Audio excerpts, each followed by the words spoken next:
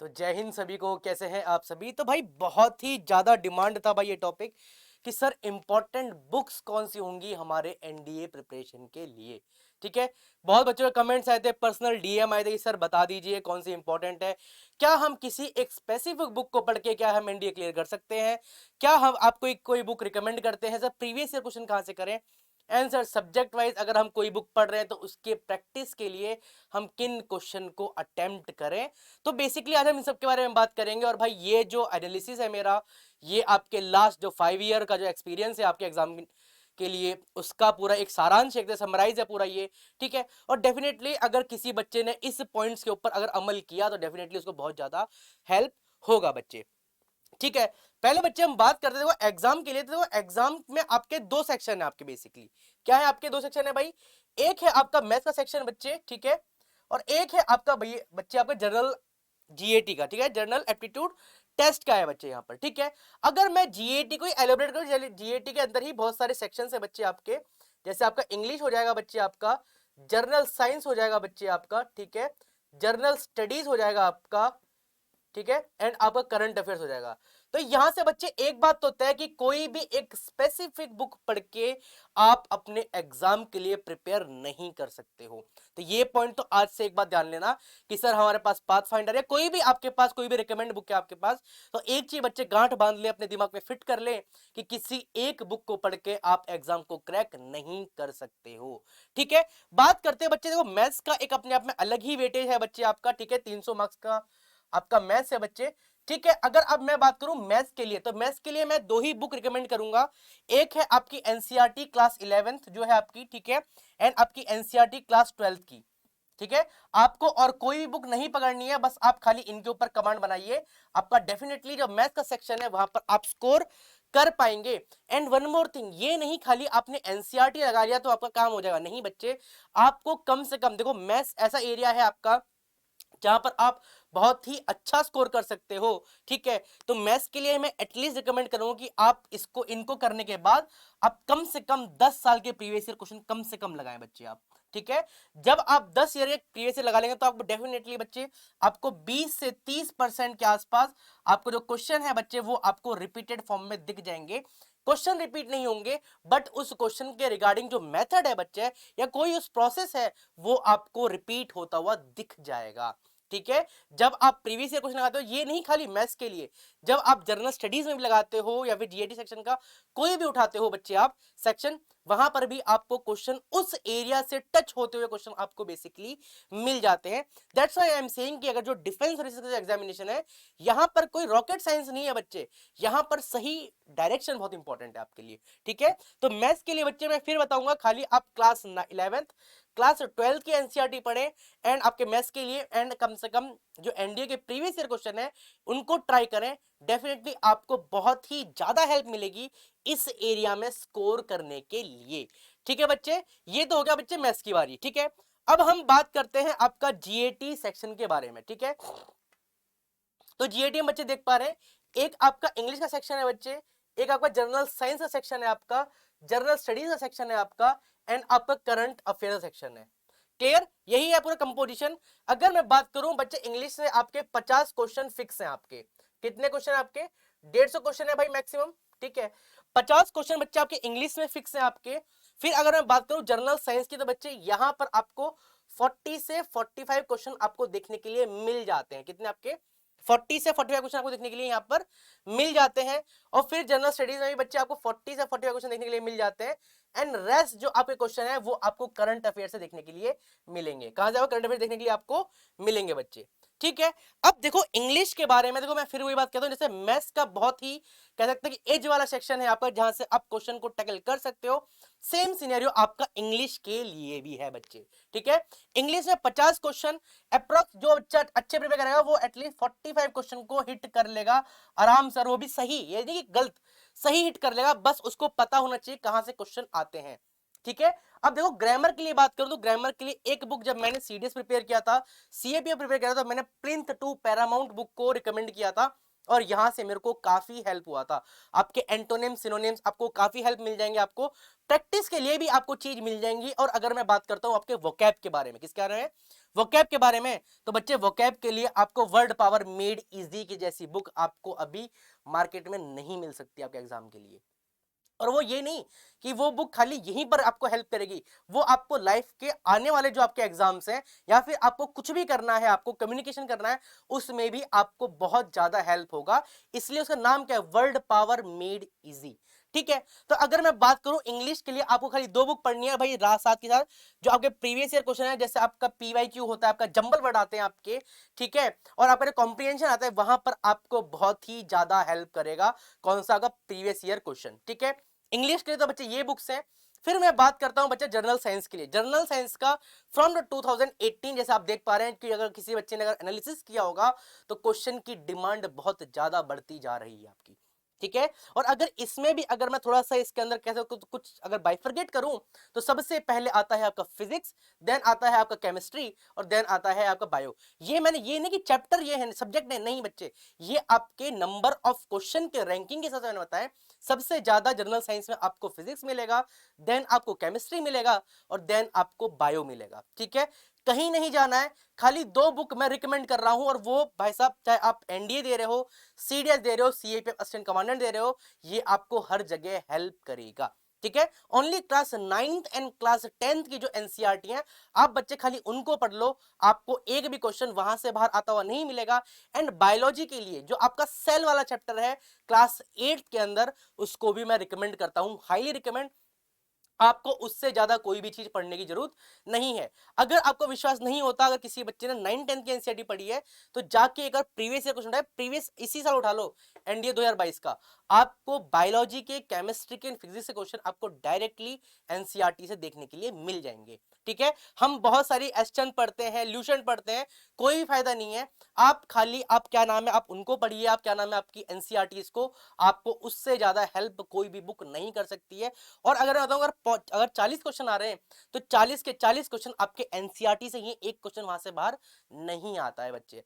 अब जो कहते हैं कि सर फिजिक्स में न्यूमेरिकल जो है आपके, ठीक है, पहले क्या था, पहले एक दो न्यूमेरिकल आते थे, बट फ्रॉम द 2018 न्यूमेरिकल के साथ साथ आपके जो कह सकते हैं ना कि जो उनके जो एप्लीकेशन बेस्ड क्वेश्चन है, उनकी भी डिमांड बढ़ती हुई दिख रही है। तो आप न्यूमेरिकल एंड जो एप्लीकेशन बेस्ड आपके हैं, उन सबको भी आप एनसीईआरटी से ही प्रिपेयर करें।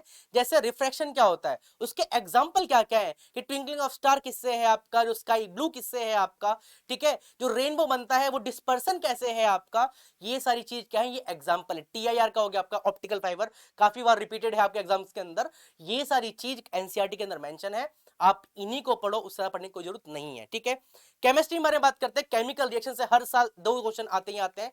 तो आपको क्लास 10th के अंदर सबसे पहला चैप्टर है, वहां से आप रिएक्शन पढ़ेंगे, कंपोजिशन कौन सी होती है आपकी, डिकम्पोजिशन कौन सी, ऑक्सीजन कौन सा होता है आपका, रिएक्शन कौन सा होता है, ये सारी चीज बहुत इंपॉर्टेंट है। आप देखते हैं उसमें आता है कि ट्राई करने के लिए आता है, एक ब्लू में टेबल आता है कि ये एक्सपेरिमेंट है। अगर किसी बच्चे ने गौर करा होगा तो उन टेबल्स का भी बच्चे बहुत वैल्यू है, वहां से भी क्वेश्चन आपको देखने के लिए मिले हैं आपकी। ठीक है, फिर मैं बात करूं थोड़ा सा बायोलॉजी के बारे में, तो बायोलॉजी में आपको आपको सेल पढ़ना है, आपको ह्यूमन वाला जो पढ़ना है। ठीक है, कोई और आपके और जो सेगमेंट है, जैसे आपके एक्सक्रीटरी सिस्टम है, आपका सर्कुलेटरी सिस्टम है, ये सारी चीज बहुत इंपॉर्टेंट है। अगर आपको यकीन नहीं होता है, प्लीज जाओ और प्रीवियस ईयर क्वेश्चन देखो। और ये अब भी टाइम है, मैं फिर कह रहा हूं अब भी टाइम है। जिस बच्चे ने मेहनत कर ली, डेफिनेटली एसएसबी कॉल लग जाएगा उसको, पैनिक होने की जरूरत नहीं है, बस धैर्य से काम रखें, हैव पेशेंस, दैट्स इट। ठीक है, फिर हम बात करते हैं जनरल स्टडीज के ऊपर। जनरल स्टडीज के अंदर बच्चे आपके 4 सेगमेंट हैं आपके। बेसिकली बात बताऊं, सबसे पहले आता है ज्योग्राफी, देन आता है आपका हिस्ट्री, देन आपका पॉलिटी, एंड देन आपका इकोनॉमिक्स। अब ये जो मैंने 4 सब्जेक्ट बताए हैं आपके, ये भी आपके ऑर्डर वाइज ही हैं। सबसे पहले ज्योग्राफी का वेटेज है आपका, देन आपका हिस्ट्री का वेटेज है, देन पॉलिटी का वेटेज है, देन आपका इको का वेटेज है। इको बहुत बच्चे नहीं पढ़ते हैं, उनके 10th के बाद साइंस स्ट्रीम होती है और आपके ह्यूमैनिटी स्ट्रीम होती है, तो शायद उनको इकोनॉमिक्स में ज्यादा नहीं आता है। तो मैं कहता हूं जिन्होंने नहीं पढ़ा है तो वो उस पर टाइम वेस्ट ना करें, सीधा जो आपके जो कोर सब्जेक्ट है आपके हिस्ट्री, पॉलिटी एंड ज्योग्राफी, इस पे फोकस करें। अब बात करते हैं बच्चे ज्योग्राफी के लिए।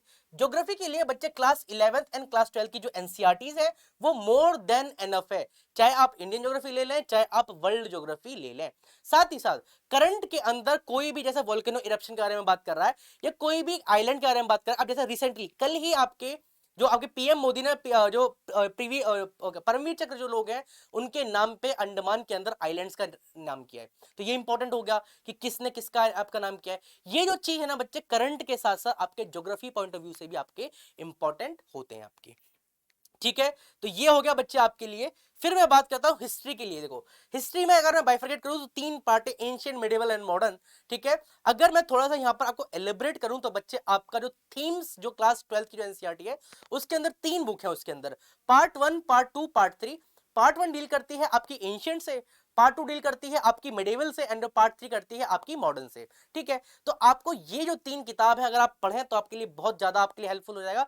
इन केस किसी बच्चे ने अगर थीम्स नहीं पढ़ी है तो एंशिएंट और मिडिवल के लिए मैं कहता हूं कि उसने तमिलनाडु बोर्ड की जो बुक है मैं उसको रिकमेंड कर सकता हूं। आपको ई बुक मिल जाएगी, इजीली अवेलेबल है साइट्स के ऊपर, आप जाएं और उसको डाउनलोड कर लें। ठीक है, अगर किसी को बिल्कुल हार्ड कॉपी चाहिए तो वो आपकी ई कॉमर्स साइट है, आपकी फ्लिपकार्ट है, आपकी अमेजोन है, वहां से भी जाके उसको परचेस कर सकते हो और डेफिनेटली आपको यहां से बहुत ज्यादा हेल्प होगा। और हाँ, एक चीज और बच्चे कि एंशिएंट और मिडिवल के लिए बच्चे मैं एक बात और कहूंगा, जो आपके ल्यूसेंट के अंदर जो टेबल्स होते हैं ना बच्चे, उनका बहुत इंपॉर्टेंस है।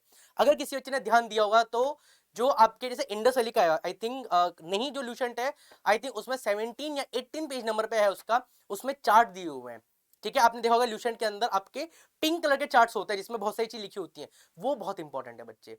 मैं फिर कहूंगा आपको उससे बाहर नहीं पढ़ना है आपको, आप तमिलनाडु बोर्ड पढ़ लें, और मेरी माने तो तमिलनाडु बोर्ड नहीं है ना तो आप ल्यूसेंट को ही पढ़ लें, वो भी आपको बहुत ज्यादा हेल्प देगी भाई।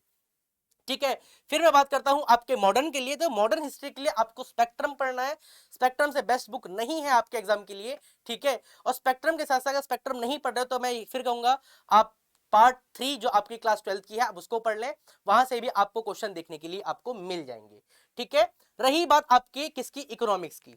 पहले बात करते हैं पॉलिटी के बारे में। देखो पॉलिटी के लिए मैं बात करता हूँ, ल्यूसेंट बुक आप रेकमेंड कर सकते हैं।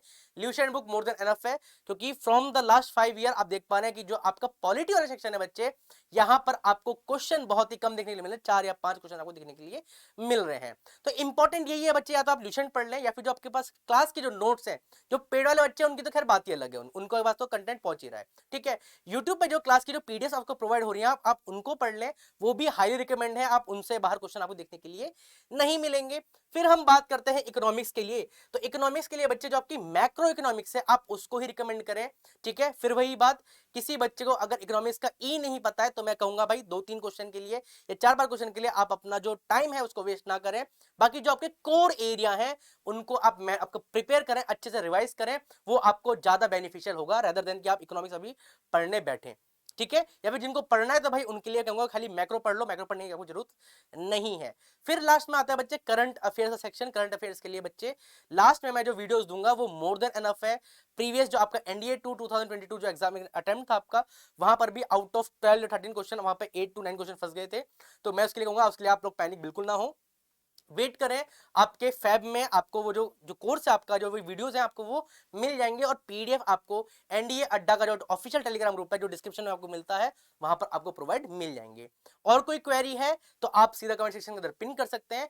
और भाई अगर किसी बच्चे को लगता है कि भाई उनको कोई कोर्स चाहिए या फिर किसी भी वो कहते हैं ना कि क्रश कोर्स या फिर कुछ हमें कुछ मिल जाए, तो उसके लिए अगर आप वेट कर रहे हैं तो भाई आ गया है विक्रम बैच, आप लोग ज्वाइन करें, यूज करें भाई कोड Y598S। कौन सा आपका, यूज करो Y598S for the maximum discount, और आपको बहुत ही ज्यादा हेल्प मिला, क्योंकि जो आपका लेटेस्ट पैटर्न है बच्चे, मैं हम लोग उसी के हिसाब से आपका जो कोर्स है पेड का वो उसको हम प्रिपेयर कर रहे हैं भाई। ठीक है ना, प्रिपेयर हो गया, ऑलरेडी लॉन्च हो चुका है, वहां पर आपकी एंशिएंट हिस्ट्री कंप्लीट हो चुकी है आपकी। ठीक है, ज्योग्राफी, वर्ल्ड ज्योग्राफी स्टार्ट हो चुकी है आपकी, मैथ्स चल रहा है आपका, तो करंट अफेयर भी चल रहा है साथ भी साथ।